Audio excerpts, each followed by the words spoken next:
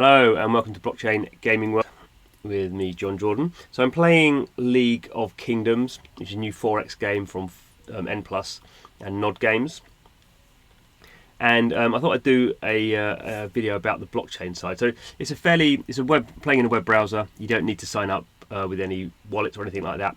The blockchain element is pretty light, so it's really a game using the blockchain for certain ownership items, at least at the moment. It's not really what what most people would consider, or what some people would consider a blockchain game. It's not. Most of this stuff, all this stuff that's happening now, all this resource stuff, is all happening on a centralized server. But if we go here, let's see. If we go here, we can go and look at. Oh, that's the wrong one.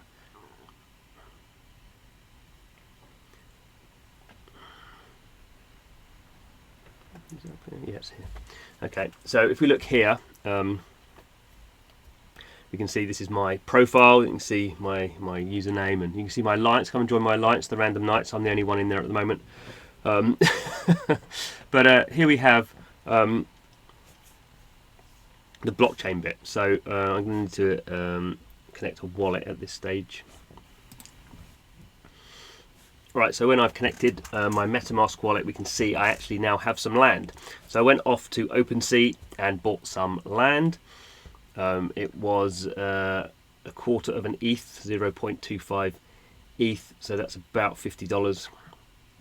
I didn't really faff around looking at the cheapest one or anything like that, or where it was. I just kind of bought it for to see how it worked. So basically, this land. You can see it's got a location here. It's a level 3 land. I wouldn't say I fully understand what's going on with the land system, but the game did sell a whole bunch of land off in a pre-sale.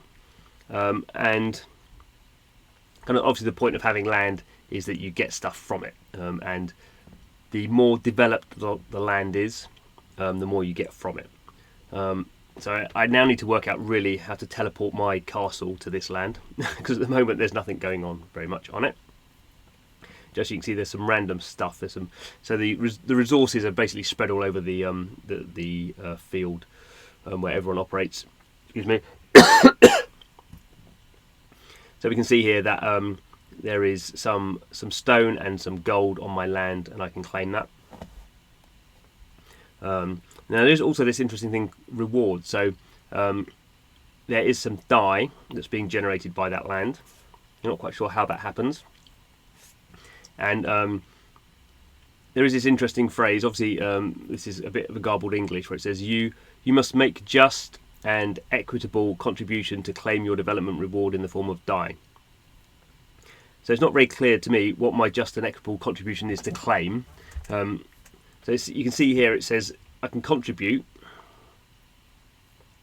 I can view, which we'll go and do. I can claim these resources because these aren't blockchain resources, these are just in-game resources, so I can just claim those.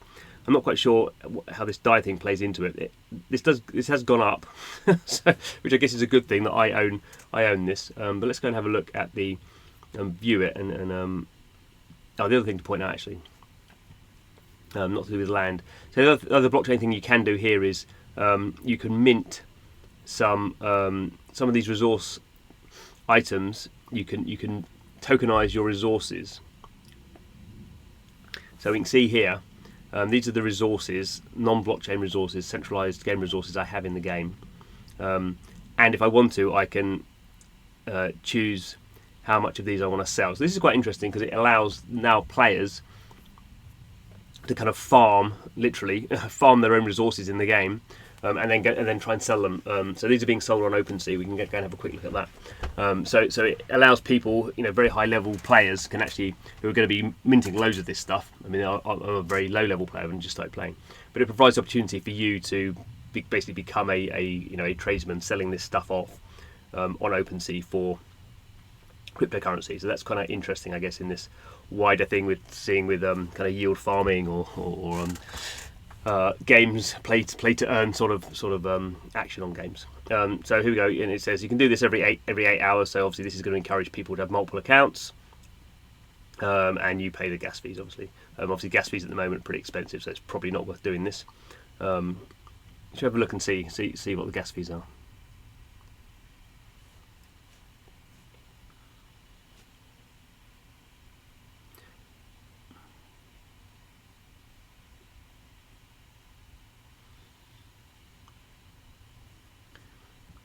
Oh, I'm gonna have to. I'll do this later. I'm not quite sure. How am I qualifying this? Unqualified resource. Don't know what that means. Okay, we'll worry about that later. But let's go and have a look at.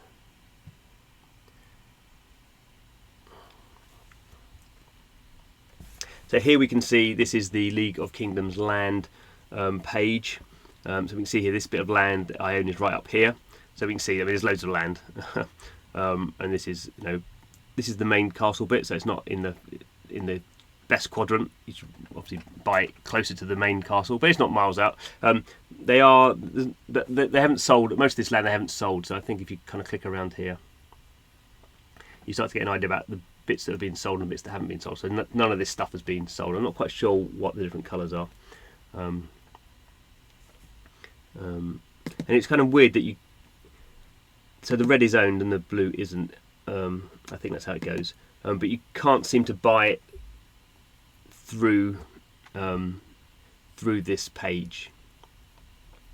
You'd have to go. It doesn't seem to be tied into. Although you can obviously buy this on OpenSea. If you wanted to go and buy a specific spot, it doesn't seem to. You don't seem to be able to do that in a obvious manner, which is kind of what you would want really, because some people are going to want to build out specific territories and buy them kind of all close together. I'm sure. Anyway. Now I've forgotten where my bit of land is. I'm gonna have to go back and find it. So you can see anyway when I click on these, you can see here that for these all these red claimed bits of land have unclaimed amounts of DAI attached to them.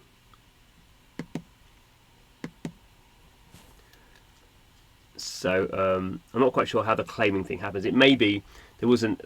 I did read somewhere that it wasn't going to. Something to do with the land wasn't going to switch on until the 10th of July. So maybe that's the claiming thing that hasn't actually, is a feature that's not being enabled yet. Yeah. So the rewards thing seems to say coming soon. And there's this kind of little map description here. Let's have a quick look at OpenSea and have a look at some of these. Okay, so here we are on OpenSea looking at League of Kingdoms assets. So we can see here there's a whole bunch of these resources. Actually looking fairly cheap. So what's that going to be, like $4 is that for 10 million? So there's obviously a fair amount of people who are selling resources. So looking like we've got about 300 different NFTs based around these resources, and we have over 3,000 land. So let's have a look at the land, see if we can click on that, and we can have a look at see what the lowest price land is. So I actually got quite a good deal then. So I bought mine for 0.25. We can see the cheapest one now is 0.32. So have a look at the most expensive. So we've got here a bundle now. So this is 500 ETH. Good luck with that. Some people have actually bundled land and resources. That's interesting. I didn't know you could do that. But some of these, so someone's trying to sell this one land for 7.5. Seems unlikely, depending on where it is. You see, the best ones are actually saying that this one's got a shrine in it. This one is very close to the A1 area, which is, I guess, is in the middle of the map. I wonder if any are sold recently.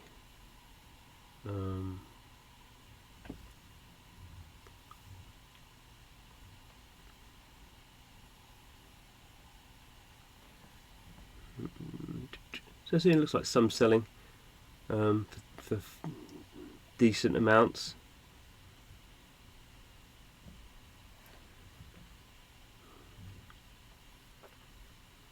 So you can see actually on the, I mean, this is not real time obviously, but this land here that's, it's listed. Okay, it's not been sold for that then. It's sold for 1.5. And so this one has 2 DAI attached to it, and it looks like, so that's actually much closer to the main kind of area. So we can kind of see it's still early days for League of Kingdoms. Really, it's only launched in the last week. Wouldn't say it has that many kind of players yet. I think it comes from a good, experienced team who obviously can just sell this, or not sell this, can attract people who are interested in forex games, not interested in blockchain games, and the blockchain elements, as we see, are kind of hidden away. You have to kind of look to find them. If you were just playing the game, you probably wouldn't go into that menu, or you probably wouldn't necessarily understand. It doesn't really take you through setting up a wallet or anything like that. But this is kind of the way that we're seeing blockchain games going. Really, we're just having, it's just fairly much a standard game, and then has some certain elements they're kind of experimenting around with. Obviously, what will be interesting is it enabling people to sell resources, potentially undercuts what the economy or what the developers are trying to do in the game. There'll be some interesting balancing issues I'm sure will come up from this, particularly when you start getting some very strong players in the game who effectively are kind of minting all these resources for free, and then can tank the resource price on something like OpenSea. So you have one of the problems with adding blockchain elements into a game is the developer, or in fact no one is really in control of the economy apart from the players, and the I guess the inequality between players, certainly newbies coming on and people who've maybe spent a lot of money in the game to get to a high-powered status, partly because they can then earn money by farming these things out. That's pretty much unknown territory in the game space. We haven't really seen enough of this before to see how it works out. But it is fascinating, and that's the point of it. So thanks for watching the video. This is Blockchain Gaming World, where we spend our time trying to make sense of it all, getting our feet dirty in the blockchain gaming water. I don't know where that metaphor's going. But thanks for watching. Don't forget to subscribe to the channel, and hope to see you again soon.